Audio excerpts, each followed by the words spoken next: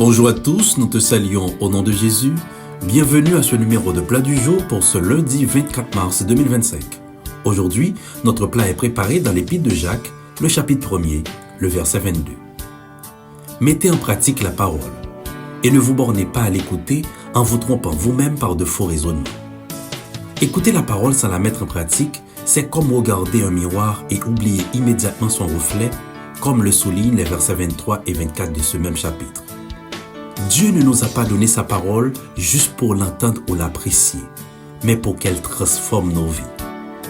Beaucoup entendent les enseignements bibliques, mémorisent des versets et comprennent les principes divins, mais ne les appliquent pas. Ainsi, leur foi reste théorique et sans impact réel.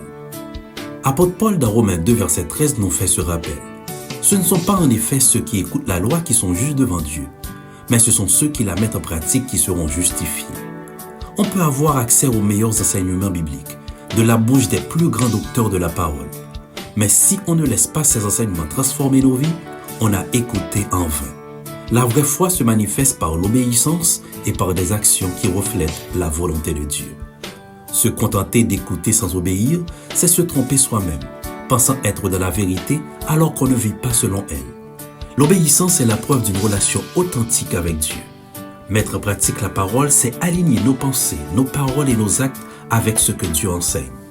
Cela demande de la volonté et d'une discipline spirituelle, et c'est aussi la clé d'une vie bénie et d'une foi vivante.